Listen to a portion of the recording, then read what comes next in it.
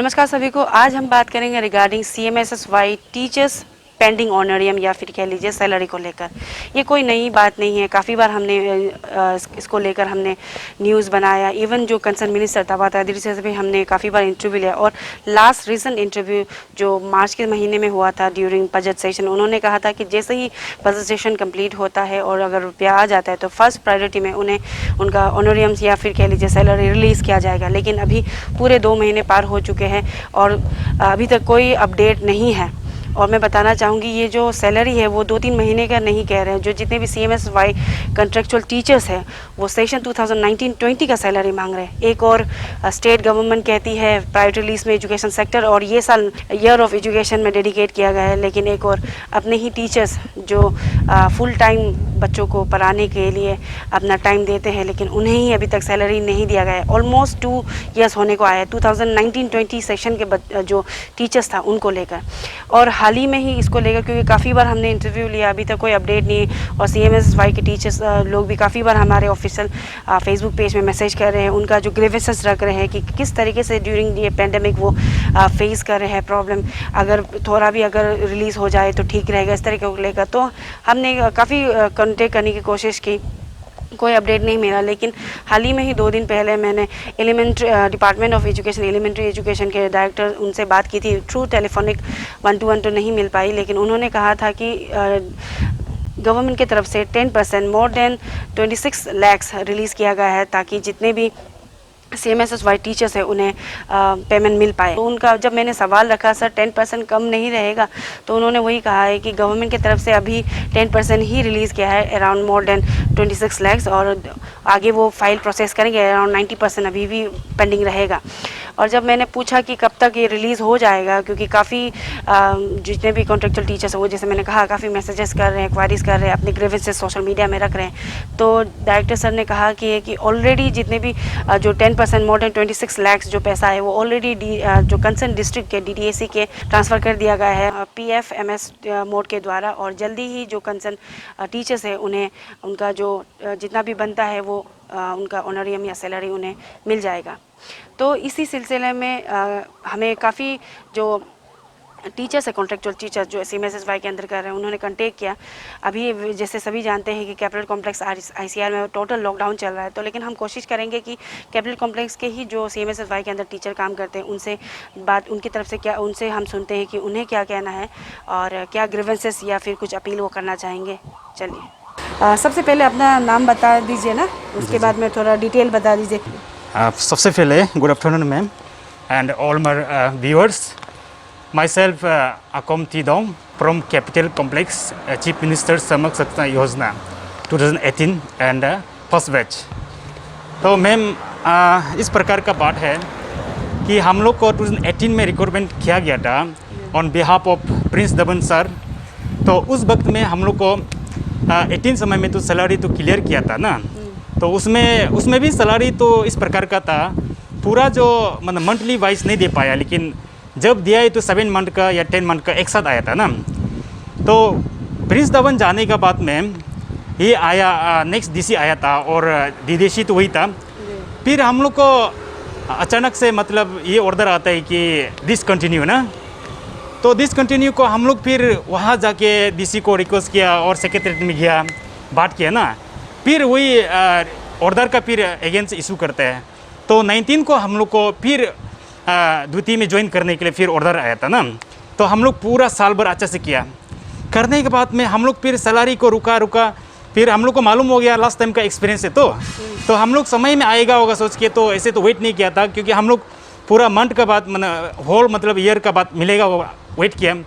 20 बीत गया, 20 में फिर पैसा नहीं आया, तो हम लोग सोचा अरे क्या हो गया ना। हम लोग सेक्रेटरी लेवल में भी गया और कमिश्नर एजुकेशन में भी गया, हर ऑफिस में चक्कर कट के वो लोग ये बोलता है, ये उधर कर करके हम लोग इतना मैम तकलीफ हुआ है। फिलहाल मैम हम लोग का बैच में 1920 में जब रिक्रूटमेंट हुआ था तो साइंस 17, मैथ्स 18 और इंग्लिश और हिंदी मिला के ना टोटल जो 47 अराउंड जो रिक्रूट किया था ना। तो उस वक्त में भी मतलब यही झमेला का कारण से कोई लोग अच्छा से जॉब में मतलब सैलरी नहीं मिल पाया, क्योंकि कैपिटल में रहते हैं तो रेंट देना है, खाने पीने के लिए देना है, तो आधा लोग जो 2 महीना के बाद जॉब को स्किप कर लिए, छोड़ दिया था ना। तो अभी कह सकते हैं टोटल 40 प्लस है अभी भी ना। अभी मैम ऑलमोस्ट तो 38 to 40 समथिंग है अभी तक जो ना, कोई लोग तो Around like 40 है। तो अभी जैसे मैंने कहा कि 10% तो रिलीज कर दिया गया था, आप लोग सेटिस्फाइड हो उसको लेकर? नहीं मैम, 10% तो हम एजुकेशन कमिश्नर को भी बोला था, 10% को 5% को हम लोग को देने के लिए बोला है ना, तो वो हम लोग को बोला था 5% देगा, क्योंकि अभी ऐसे पैंडेमिक समय बोल के।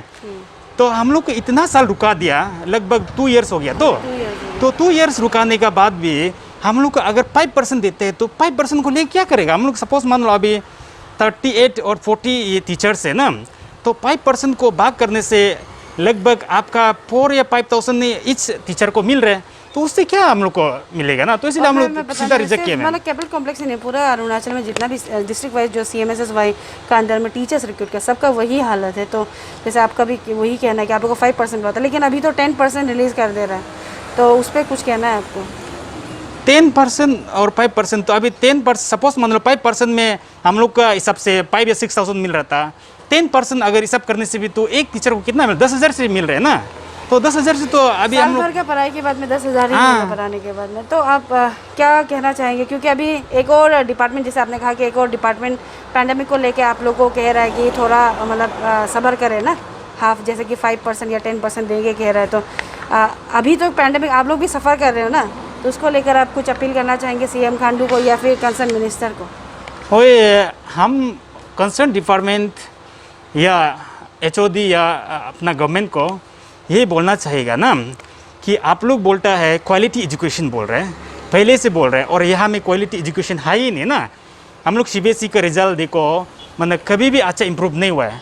कोई देखो सैलरी नहीं मिलता है, क्या पार्ट टाइम जॉब, क्योंकि सब लोग तो अभी तो सब यंग है, तो मतलब ज़्यादातर लोग जस्ट ग्रेजुएट हुआ है, मास्टर किया है, अनएम्प्लॉयड है, ऐसे बैठा हुआ है। तो वो लोग अभी इतना तकलीफ है, पैसा का मेन प्रॉब्लम है, तो और अनएम्प्लॉयमेंट को सब तो पठाई है।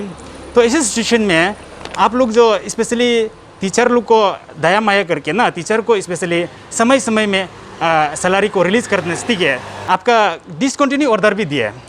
तो ये एक बात हम पब्लिक से भी ये बताना चाहिए ना, आप डिसकंटिन्यू ऑर्डर दे दिया और हम लोग को सैलरी क्लियर ही नहीं किया है, क्या मतलब है ना। आप कम से कम सैलरी को फेड करो, आफ्टर डेट डिसकंटिन्यू करना ही करो, क्योंकि हम लोग को भी तो एज ए कॉन्ट्रैक्ट और मतलब ऑर्डर अपॉइंटमेंट में लिखा है ना कि जब भी समय में ये कर सकता है, उसको हम लोग भी एक्सेप्ट है।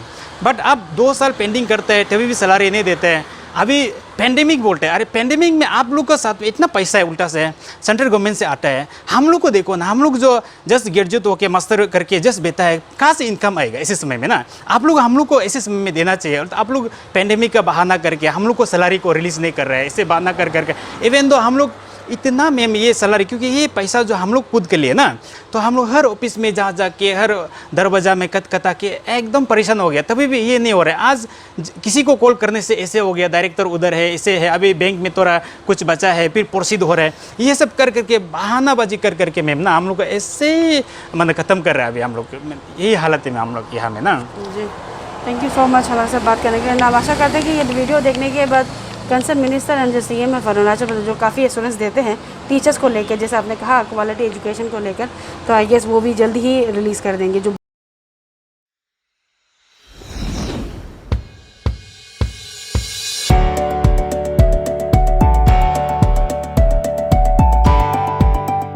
केंद्र सरकार और राज्य सरकार ने अब कोविड-19 वैक्सीन टीकाकरण की मुहिम भी शुरू कर दी है, जो ये सुनिश्चित करने में सक्षम है कि कम से कम लोग कोविड-19 संक्रमण के चपेट में आएं।